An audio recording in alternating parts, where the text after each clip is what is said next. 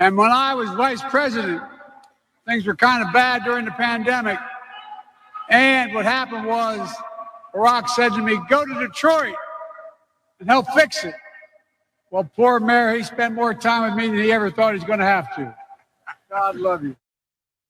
During his speech before the NAACP in Detroit over the weekend, President Joe Biden unfortunately declared that he was the vice president during the coronavirus pandemic and that President Obama sent him specifically to Detroit to set things right. He then proceeded to give the current mayor of Detroit a handshake and say, God love him.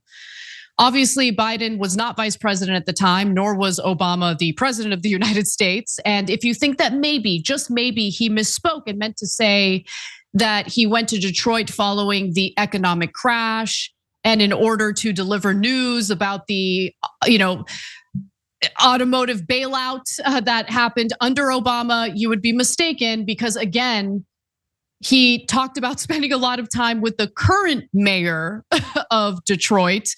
And the current mayor, Mike Duggan, took office in January of 2014. And I want you to watch the video again because you see Duggan in the corner, you see Biden address him. Let's watch again. And when I was vice president, things were kind of bad during the pandemic. And what happened was Barack said to me, go to Detroit and help fix it. Well, poor mayor, he spent more time with me than he ever thought he was going to have to. God love you. So again, just to reiterate, he didn't misspeak. He wasn't actually referring to the auto industry bailout, which happened, let's take a look at the graphic, in May of 2009. Because he addressed the current Detroit mayor, Mike Duggan, who took office in January of 2014. And look, these foibles, Cenk, are really starting to add up.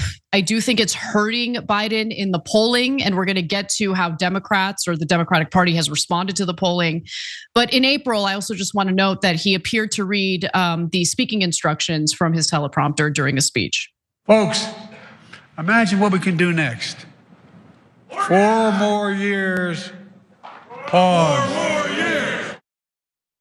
Look, I don't bring these stories up to mock Biden. I bring it up because this is a genuine concern. He's running for re-election to be the president of the United States for another 4 years. Obviously, he's experiencing cognitive decline, and we're just supposed to pretend like that's not happening. I just don't get it. Yeah, it's the gaslighting that drives you crazy. Pausing here to deliver some honest truth as we do in our news coverage as well. TYT is facing challenges, guys, as the entire industry is. You know who could make the difference? You. If you hit the join button below, it's gonna make all the difference and keep us in business. We appreciate you, thank you. All right, let me break down all plausible explanations and then get to what we all should be very concerned about. So, of course, as soon as this happens, Democratic talking point guys go into overdrive. They're trying to figure out, how do we cover it up? How do we cover it up? Biden cared a lot about the auto bailouts. That's why we said, okay, well, let's look into it. I know we don't have to look into it. It's obviously it happens around 2009. Duggan takes office in 2014. They're like, oh yeah, swine flu, also in 2009. Ebola. No, none of these are the pandemic that Biden was referring to. Duggan was not in office for any of them. Did Biden meet with Duggan and spend good time with him? Yes. When? In 2021, when Biden was president, not vice president. What did they talk about? The pandemic. Guys, it's not a normal thing to confuse yourself being president or vice president at the time of the pandemic. It's not within 100 miles of normal. Like, hey, you read, like there was second thing we showed you guys about him reading the wrong thing in the prompter. Could be a rookie mistake, could be he was tired, could be he's old, but it's not the end of the world. This is the prompter, and Burgundy will read anything in the prompter. I can come up with a lot of excuses for a lot of things, but number one, it's piled, it's a mountain now of things, and constantly everyone's always stretching for excuses for Biden. But this one is over the top. There's absolutely no excuse for this, and so you can say, you know what? I think the best thing is for me to do a talking point and pretend it didn't happen. And in fact, I want my news media to lie to me and come up with some talking point that's a plausible explanation so I could pretend everything is fine. I just don't want to know the truth. Or you could look at it and go, Jesus Christ, this is getting the Feinstein levels. We got to get him out of there. We got to get him out of there for his own benefit. This is not going to end well for Joe Biden. It's not going to end well for any of his enablers who rolled him out here in this sad shape when they told us democracy was on the line. Right. That it was the most important election of our lifetimes, and they're rolling this guy out. It's not going to end well for the Democratic Party. It's not going to end well for the country. No, our job is to be honest with you. Joe Biden has a serious issue, and he cannot run for president. It is amazing how it was demonstrated how the American people and Democratic voters had been gaslit about Dianne Feinstein. But there were no lessons learned. And we're just gonna continue on with the same gaslighting in regard to a man who's running for re-election to be president of the United States for another 4 years. Okay. And in regard to the polling, and look, I think that Biden is struggling in the polling for a whole host of reasons, not only due to the fact that he appears frail and appears to be suffering from cognitive decline. There are people who are very angry about the cost of living. Inflation continues to be sticky. And so you're seeing how much Biden is struggling in battleground states, which is where the focus should be if you're concerned about whether or not Biden is going to be able to beat Donald Trump. But the Democratic intelligentsia would have you believe that you just shouldn't trust the polls. The polls are not reliable. Senator Debbie Stabenow is a good example. She told Axios, no, I do not think that they are accurate.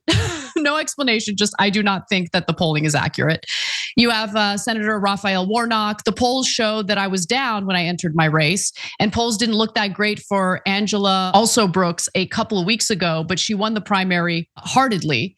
And then he claims that there are certain communities that are misled in the polls. But their denials are complicated by this fact. Democratic Senate candidates in Arizona, Nevada, Pennsylvania, and Wisconsin are running well ahead of Biden and lead their Republican rivals, according to the latest New York Times Siena College survey, the very one that Joe Scarborough tried to discredit and the very politicians I just noted are attempting to discredit. So they just want you to pretend like the polls aren't real. But I don't know if that's going to work out for you on election day.